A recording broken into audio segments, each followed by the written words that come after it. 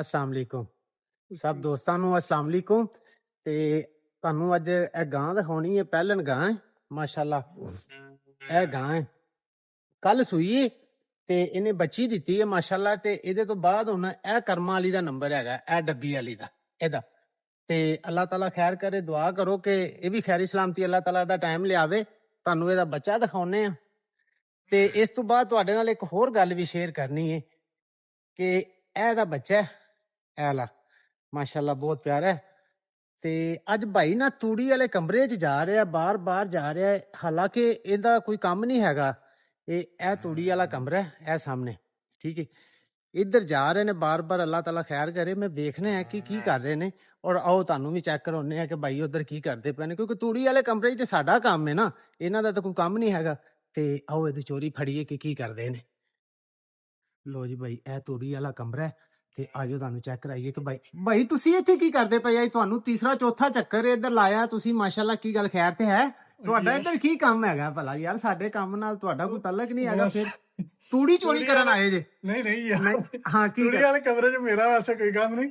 ਮੁਰਗੀ ਬੈਠੀ ਸੀ, ਅੱਜ ਮੈਂ ਨਜ਼ਰ ਮਾਰੀ। ਹਾਂ, ਕੋਈ ਮੁਰਗੀ ਬੈਠੀ ਸੀ ਕੜੋਕ, ਮੈਂ ਆਇਆ ਫਿਰ ਕੋਈ ਫਾਇਦਾ ਚੁੱਕੀਏ। ਅੱਛਾ, ਹੋਰ ਵੀ ਆ ਜਾ, ਅੱਗੇ ਆ ਜਾ। ਹਾਂ ਹਾਂ। ਮੈਂ ਚਲੋ ਮੈਨੂੰ ਤੇ ਹੋਰ ਵੀ ਅੰਡੇ ਵਗੈਰਾ ਰੱਖੇ। ਅੱਛਾ, ਮੈਨੂੰ ਤੇ ਇੰਜ ਲੱਗਿਆ ਸੀ ਕਿ ਜਿਵੇਂ ਮੇਰੀ ਤੂੜੀ ਚੋਰੀ ਕਰਨ ਆਏ ਨੇ। ਮੈਂ ਤਾਂ ਮੌਕੇ ਵਾਰਦਾਤ ਤੇ ਫੜਿਆ। ਭਾਈ ਮੈਂ ਹੁਣ ਕ੍ਰਿਕਟ ਵੀ ਛੱਡ ਦਿੱਤੀ, ਸੀਜ਼ਨ ਐਂਡ ਹੋ ਗਿਆ। ਅਸੀਂ ਹੁਣ ਤੂੜੀ ਦਾ ਕੀ ਕਰਨਾ ਹੈ? ਲੋ ਜੀ ਭਾਈ, ਇਹ ਭਾਈ ਮੁਰਗੀ ਪਿੱਛੇ ਆ ਰਹੇ ਨੇ, ਬਾਰ-ਬਾਰ ਚੱਕਰ ਲਾ ਰਹੇ ਨੇ। ਇਹ ਅੰਡੇ ਰੱਖੇ ਨੇ ਥੱਲੇ। ਭਾਈ ਅੰਡੇ ਕਿੰਨੇ ਰੱਖੇ ਸੀ? ਵੈਸੇ ਤਾਂ ਇਹਦੇ ਕੋਲ ਪਹਿਲੇ ਆਪਣੇ 3 ਸੀਗੇ, ਅਸੀਂ ਫਿਰ ਰੱਖੇ ਟੋਟਲ 30 ਹੋ ਗਏ ਸੀ। ਅੱਛਾ, ਉਹ ਇਹ ਕਵਰ ਨਹੀਂ ਸੀ ਕਰ ਪਾ ਰਹੀ। ਹੁਣ ਅਸੀਂ ਵਿੱਚੋਂ 10 ਚੁੱਕ ਦਿੱਤੇ, ਹਾਂ 20 ਰੱਖ ਦਿੱਤੇ। ਠੀਕ ਹੋ ਗਿਆ। ਹਾਂਜੀ, ਆਹ ਵੇਖੋ, ਚੋਰਾਂ ਦਾ ਮੂੰਹ ਢੱਕ ਕੇ ਤੂੜੀ ਆਪ ਚੁੱਕੀ ਲਿਆਂਦਾ ਤਾਂ ਇਲਜ਼ਾਮ ਮੇਰੇ ਤੇ ਲਾਉਂਦੇ ਸੀ ਕਿ ਤੂੜੀ ਤੁਸੀਂ ਚੁੱਕਦੇ।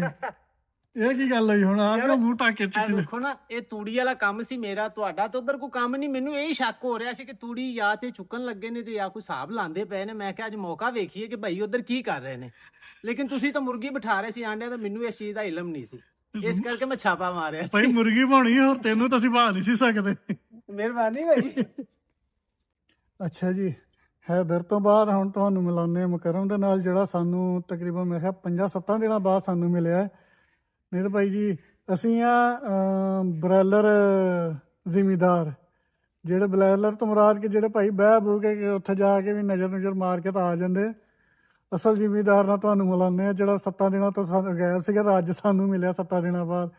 ਉਹਦੇ ਨੂੰ ਪੁੱਛਦੇ ਆ ਕਿੱਥੇ ਮਸਰੂਫ ਰਿਹਾ, ਕੀ ਮਸਰੂਫੀਆਂ ਸੀ ਉਹਦੀਆਂ।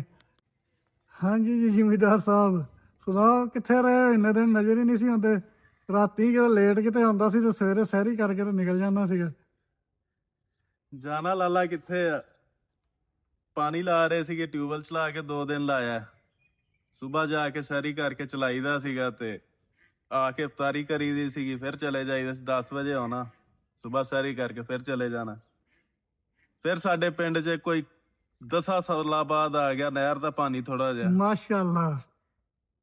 ਫਿਰ ਸਾਰੇ ਖਾਲੇ ਦੁਬਾਰਾ, ਜਿਹੜੇ ਹਕੂਮਤੀ ਖਾਲੇ ਸੀਗੇ ਸਰਕਾਰੀ, ਉਹ ਦੁਬਾਰਾ ਮੁਰੰਮਤ ਕਰਨੇ ਪਏ, ਕੱਢਣੇ ਪਏ। ਕੱਢ ਕੇ ਤੇ 4-5 ਦਿਨ ਨਹਿਰ ਦਾ ਪਾਣੀ ਲਾਇਆ। ਜਿਹੜੀ ਕੋਈ ਕਣਕ ਰਹਿੰਦੀ ਸੀ, ਕੋਈ ਰੌਣੀ ਰਹਿੰਦੀ ਸੀ, ਸਾਰੀ ਉਹ ਕਰ ਕਰਾ ਕੇ ਵਿਹਲੇ ਹੋਏ ਆ ਅੱਜ। ਹੁਣ 4 ਘੰਟੇ ਸੌਂ ਕੇ ਆਇਆ ਤੇ ਅੱਖਾਂ ਖੁੱਲੀਆਂ ਥੋੜੀਆਂ। ਬੁਖਾਰ ਹੋ ਗਿਆ ਪਾਣੀ ਲਾਉਂਦਿਆਂ। ਹੁਣ ਅੱਲਾ ਦਾ ਸ਼ੁਕਰ ਹੈ ਕਿ 30-35 ਹਜ਼ਾਰ ਦੀ ਬਚਤ ਹੋ ਗਈ ਡੀਜ਼ਲ ਦੀ। ਬਾਕੀ ਹਕੂਮਤ ਅੱਗੇ ਅਪੀਲ ਆ। ਹੁਕੂਮਤ ਨੂੰ ਕੀ ਕਹਿਣਾ ਚਾਹੁੰਦੇ ਹੋ? ਨਹਿਰ ਚੱਲਣੀ ਚਾਹੀਦੀ ਹੈ? ਕੀ ਵਜ੍ਹਾ ਪਾਣੀ ਆਂਦਾ ਕਿਉਂ ਨਹੀਂ ਸੀ? ਪਤਾ ਨਹੀਂ ਕਿਉਂ ਨਹੀਂ ਆਂਦਾ, ਪਿੱਛੋਂ ਆਂਦਾ, ਅੱਗੇ ਆ ਕੇ ਖਤਮ ਹੋ ਜਾਂਦਾ। ਨਾ ਨਹਿਰ ਦੀ ਸਫਾਈ ਹੁੰਦੀ ਸੀਗੀ, ਨਾ ਕੋਈ ਹੋਰ ਚੀਜ਼। ਹੁਣ ਨਹਿਰ ਦੀ ਸਫਾਈ ਹੋਈ ਹੈ, ਇੱਕ ਦਫਾ ਪਾਣੀ ਆਇਆ, ਦੇਖਦੇ ਆ ਕਿੰਨੀ ਦੇਰ ਆਂਦਾ। ਤੇ ਅਪੀਲ ਹੈ ਹਕੂਮਤ ਅੱਗੇ, ਹੋਰ ਕੀ ਕਹਿ ਸਕਦੇ ਆ। ਪਾਣੀ ਇੰਨਾ ਵੀ ਆਂਦਾ ਰਵੇ ਤੇ ਚਲੋ ਸਾਡੇ ਏਰੀਏ 'ਚ ਜਿਹੜੀ ਖੁਸ਼ਕਸਾਲੀ ਹੈ ਪਾਣੀ ਦੀ ਵਜ੍ਹਾ ਤੋਂ, ਉਹ ਪੂਰੀ ਹੋ ਜਾਏਗੀ। ਬਾਕੀ ਅੱਲਾ ਖੈਰ ਕਰੇ, ਦੇਖਦੇ ਆ ਕਿੰਨੀ ਦੇਰ ਆਂਦਾ। ਚਲੋ ਅੱਲਾ ਪਾਕ ਖੈਰ ਕਰ। ਠੀਕ ਹੈ ਜੀ, ਫਿਰ ਅੱਲਾ ਮਿਲਦੇ ਆ।